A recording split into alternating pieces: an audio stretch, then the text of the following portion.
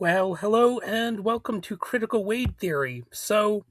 This is another episode of Reply To, where I look at comments people put on my YouTube episodes and I respond to them.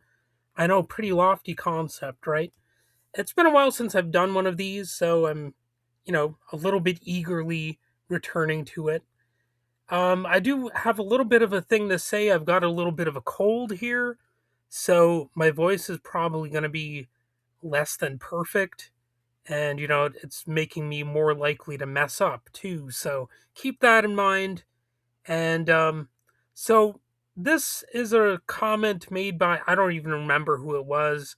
I didn't make note of that. But anyway, it's a YouTube comment. And it's actually about vaccines. And they said, "You're realistically wrong about COVID vaccine mandates." Now, they said the wrong version of "your," but you know what? I'm not a grammar Nazi type. I'm going to let that slide. I make mistakes all the time when I'm typing. Okay? I'm not one of those people who's going to get that all crazily bent out of shape or whatever. But anyway, they continued. In 2021, the Biden administration required federal employees to get vaccinated or risk termination.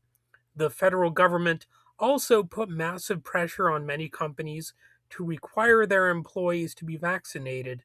Without passing laws, the Biden administration would turn to a company and say, "Hey, we want your people vaccinated, and we're thinking about looking into your company for any regulation or working priorities." Now, I don't know exactly what that means. This is me talking right now. I don't know what that means by any regulation or working priorities. I think that's supposed to mean like an infringement or some violation of a law or something. That's not exactly clear.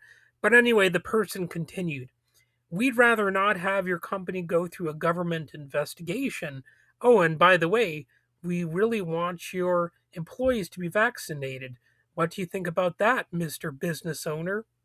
And the business owners would say, "We would love to require our employees to be vaccinated.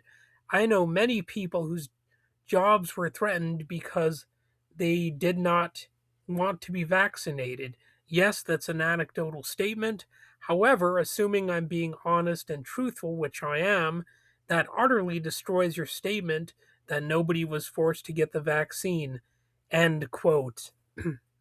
So, I mean, I think this person was being sincere in this. Obviously, I don't know for sure what was going on with their sincerity level. But I will say that, it doesn't actually withstand scrutiny as much as this person thinks it does. So let me get into that, all right? Yes, there were mandates, but limited and specific. The Biden administration did require COVID vaccination for federal employees, federal contractors, temporarily, later blocked in many courts. So keep that in mind. And that's real, no serious person disputes it. Okay, so there is some truth to that. But that is not the same thing as the government forced everyone to get vaccinated. It applied to a defined set of jobs that already come with conditions of employment. The government did not hold people down or criminalize refusal. People could decline and leave those specific jobs. You can criticize that policy, but exaggerating its scope weakens the argument. The OSHA rule is the key point, and it failed. The biggest claim of mass coercion was OSHA's vaccine or test rule for large private employers. And that rule was challenged immediately, was blocked by the Supreme Court, and never went into broad effect. Now, I do have to say that personally, I think the vaccine or test rule was relatively fair. It's not the most draconian law that has ever been passed or ever will be passed or could be passed, however you want to look at that, because it allows you the option to possibly not even be vaccinated. You could just be tested for COVID. So even in this worst of all universe examples that somebody might give, it even allowed for people to not get vaccinated. And you know what? From a scientific perspective, that might be an important exception or exemption, because there actually are some conditions that people might have that render vaccinations harmful. In fact, I mean, if you really want to go down this rabbit hole, you could find that there are people who can't even take things like aspirin or Tylenol because they might have certain conditions, you know? So the medical community understands that, or at least is supposed to understand stuff like that.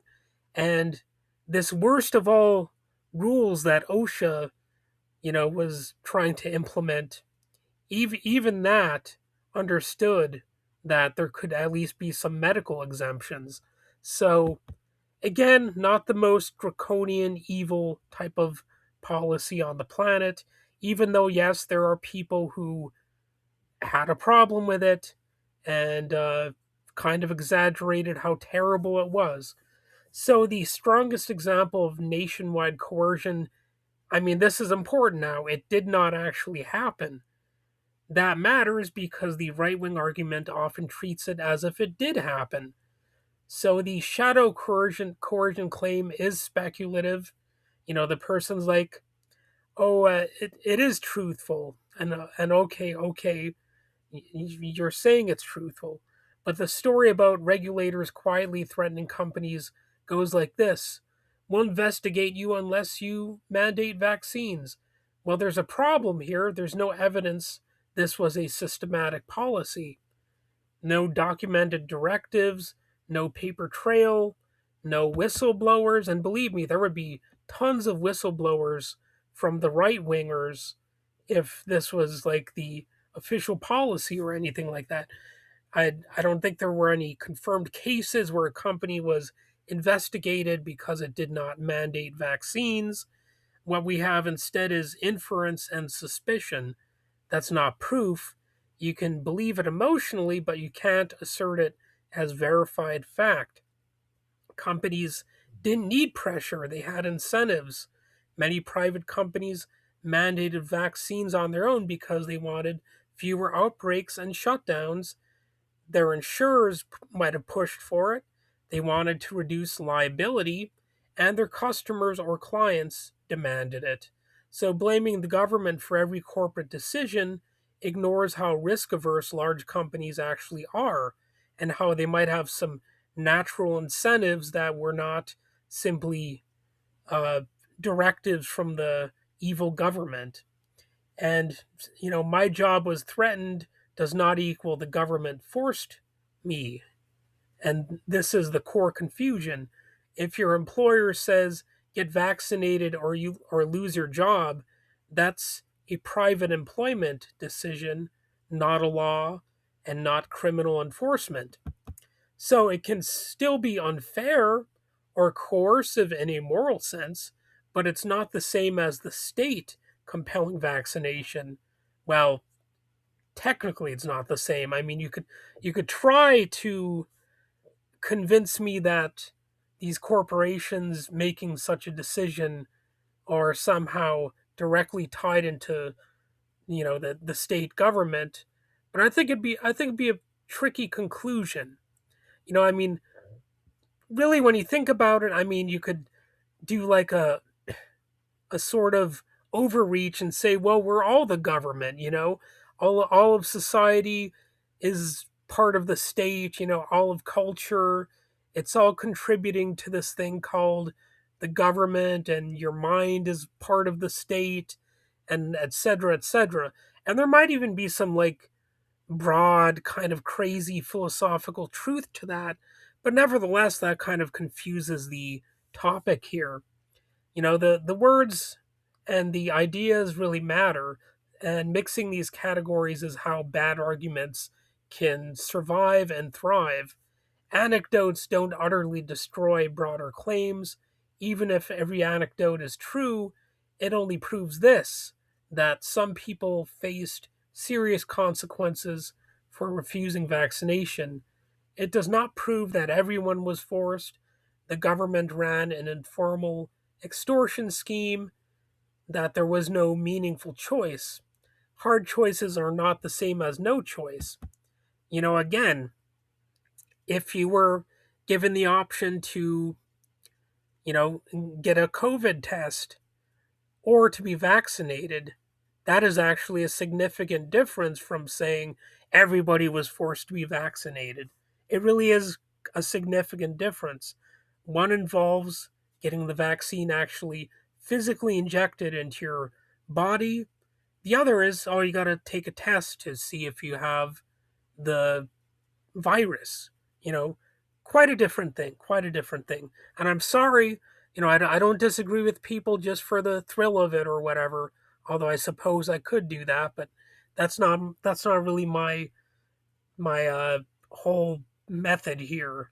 So the bottom line is that a stronger, honest conversation and an honest version of the criticism would be that the government used its power as an employer and regulator in ways that made refusal costly for many people, even if vaccination wasn't legally compulsory.